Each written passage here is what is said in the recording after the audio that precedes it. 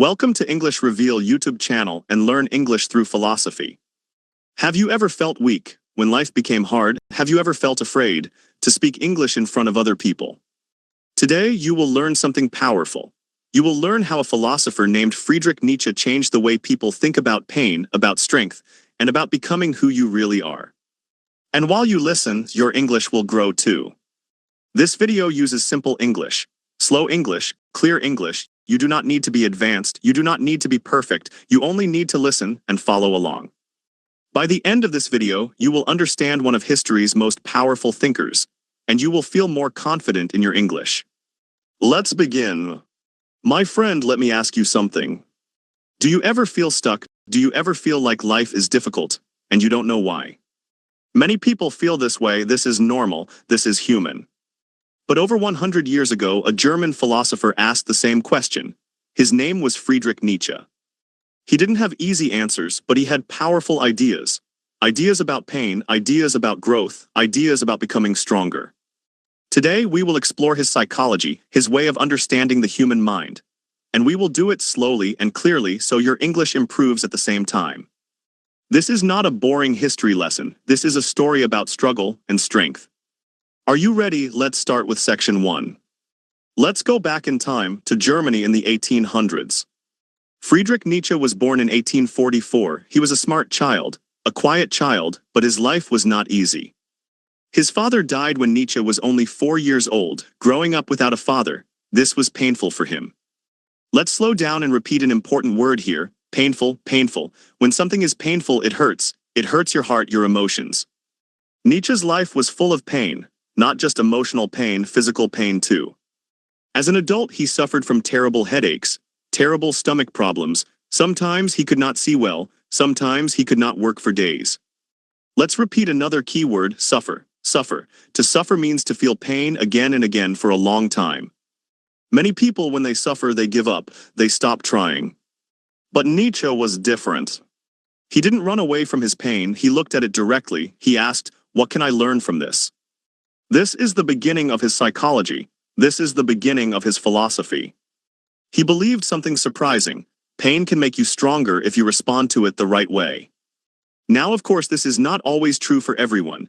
Pain affects people differently. Some pain is too heavy. Some pain needs help, real help from doctors, from therapists, from people who care. But Nietzsche's idea gives us something valuable to think about. How we respond to difficulty can shape who we become. Let's repeat this idea one more time slowly. How we respond to difficulty can shape who we become. Reflection question for you. Think about a difficult moment in your life. Did it make you weaker, or in some way did it also teach you something? There is no wrong answer, just think about it quietly. Now let's learn a beautiful phrase. It is not English, it is Latin. The phrase is Amor Fati. Let's repeat it slowly. Amor Fati, Amor Fati. It means love of fate. Let's repeat the key word, fate. Fate. Fate means the things that happen to you in life, the events you cannot always control. Nietzsche believed something powerful. Instead of fighting against your fate, instead of hating the difficult parts of your life, you can learn to accept them. You can even learn to love them. Let's repeat this important word, accept. Accept. To accept something means you stop fighting it, you allow it to be part of your story. This does not mean you enjoy pain. It does not mean you say everything is perfect when it is not. It means something simpler and something wiser. You stop wasting energy hating what already happened. Instead, you use that energy to grow. Many psychologists today study something similar. It's called acceptance, the idea that accepting a difficult situation instead of constantly resisting it can reduce suffering and help people move forward. This is supported by modern research in psychology, especially in approaches like acceptance and commitment therapy. But it's important to say, acceptance does not mean ignoring real problems or avoiding help when you need it.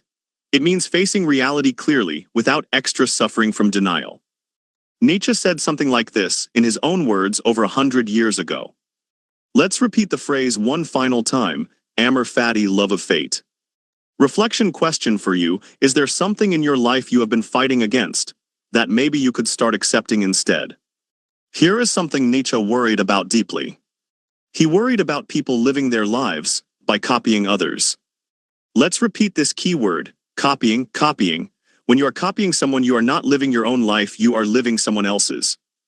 Nietzsche saw many people in his society who followed rules without asking why. They believed things simply because everyone believes this. They wanted things simply because everyone wants this. He called this way of living dangerous, not because following rules is always bad, but because it can stop us from asking an important question. What do I actually believe? What do I actually want?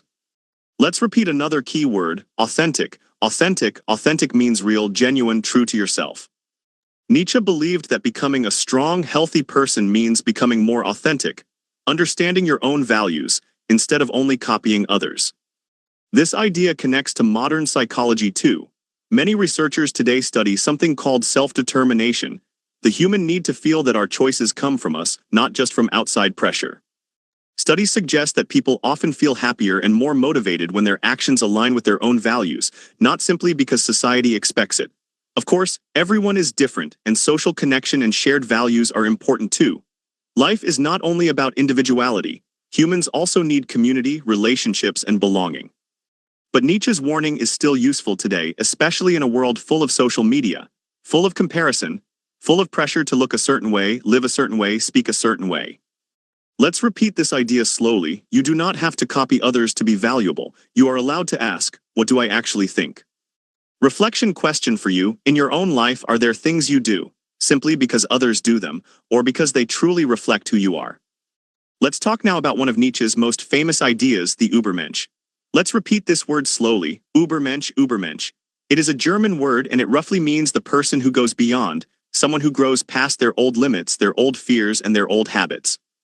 Nietzsche did not mean a superhero, and he did not mean someone who is better than other people in a cruel or arrogant way. Instead, he meant something more personal, a person who keeps improving, who keeps becoming stronger and wiser through effort and self-reflection. This idea connects closely to another important word, potential. Let's repeat it, potential, potential. Your potential is what you are capable of becoming if you keep growing, keep learning, and keep trying even when life is difficult. Nietzsche believed that most people stop too early. They accept a smaller version of themselves because growth feels uncomfortable and change feels frightening. But he believed real strength comes from continuing anyway, from choosing growth again and again, even in small ways. Modern psychology also studies something similar, through the idea of a growth mindset developed by researcher Carol Dweck. Let's repeat this phrase, growth mindset, growth mindset. Studies suggest that people who believe their abilities can improve through effort often handle challenges better than those who believe their abilities are fixed and unchangeable. This does not mean effort guarantees success or that struggle disappears. But it does suggest that how we see ourselves as capable of growth or as permanently limited can shape how we respond to difficulty. So here is something gentle to think about, my friend. You do not need to become someone completely different overnight. You do not need to be perfect tomorrow. You simply need to take one more step forward than you did yesterday in your English, in your confidence, and in your life. That single step, repeated many times, slowly becomes transformation. Reflection question for you. What is one small step you could take this week? Not a huge change, just one small step toward becoming a slightly stronger version of yourself. Now let's talk about one of Nietzsche's most famous lines, a sentence that many people still repeat today even if they don't know where it came from. He wrote something like this: a person who has a strong reason why they are living can endure almost anyhow, almost any difficulty, almost any hardship. Let's repeat the key word here, endure. Endure, endure. To endure something means to keep going through it without giving up even when it is hard. This idea became very influential later in psychology, especially through the work of Viktor Frankl, a psychiatrist who survived extremely difficult circumstances during World War II. Frankl later wrote that people who could find personal meaning, even in very painful situations, often showed greater psychological resilience. Let's repeat this important word, meaning. Meaning, meaning. Meaning is the reason something matters to you, the deeper why behind what you do. It's important to say clearly here, this idea does not mean that suffering itself is good or that people should search for pain on purpose. Suffering is not something to celebrate, and people experiencing serious emotional pain should always seek support from trusted people or from mental health professionals. What this idea suggests gently is that having a clear sense of purpose may help some people face hardship with more strength, not that hardship should be desired. For you as an English learner, this idea can also apply in a smaller, everyday way. When learning English feels difficult, when you make mistakes, when you feel embarrassed, when progress feels slow, remembering why you are learning can help you continue. Maybe you want better opportunities. Maybe you want to travel or connect with new people or feel proud of yourself. That reason, that meaning can carry you through difficult moments. Reflection question for you: what is your personal why for learning English? Take a moment and think about your own honest answer. Let's now explore another central idea in Nietzsche's psychology, the idea of self-overcoming. Let's repeat this phrase slowly: self-overcoming, self-overcoming. This means the ongoing process of facing your own weaknesses, your own fears, and your own old habits and slowly, patiently moving past them. Nietzsche did not believe change happens in one dramatic moment. He believed it happens through repeated effort again and again, like a river slowly shaping a stone. This connects to another key word: discipline. Let's repeat it: discipline, discipline. Discipline means continuing to do something valuable, even when you don't feel motivated, even when it would be easier to stop. Nietzsche respected discipline deeply, not because struggle is beautiful on its own, but because consistent effort over time quietly builds real strength and real skill. Modern psychology supports a similar idea through research on habit formation. Studies suggest that meaningful, lasting change usually comes from small, repeated actions, rather than sudden, dramatic transformations. This is good news for you because it means you don't need to master English overnight. You don't need to feel confident immediately. You only need to keep showing up a little bit today, a little more tomorrow. Think about your own English journey for a moment. Maybe you started this video feeling unsure, feeling nervous about your listening skills, or worried you would not understand everything. But you are still here. You are still listening. That itself is self-overcoming, small, quiet, and real. Reflection question for you: what is one small habit, even a very small one, that you could practice daily to slowly improve your English? Let's explore one final, powerful idea from Nietzsche, the idea of becoming who you are. Let's repeat this phrase slowly: becoming who you are, becoming who you are. This might sound strange at first. How can you become someone you already are? But Nietzsche meant something deep and encouraging. He believed that inside every person there are qualities, strengths, and possibilities that are not yet fully developed, and life is the process of slowly uncovering them, through experience, through effort, and yes, sometimes through struggle. Let's repeat an important word here: identity. Identity, identity. Your identity is the combination of your values, your experiences, and your choices. It is not fixed forever, and it is not something you simply discover by accident. In many ways, psychologists today agree that identity develops gradually, shaped by our actions, our relationships, and the meaning we give to our experiences over time. This means you are not a finished, unchangeable person. You are still growing, you are still becoming. This is especially true for you right now as an English learner. Every time you listen to a video like this one, every time you try a new word, every time you make a mistake and keep going anyway, you are shaping your identity as someone who is capable, someone who is persistent, and someone who does not give up easily. Let's repeat this final key word: persistent, persistent, persistent. To be persistent means to continue trying steadily, even when results are slow.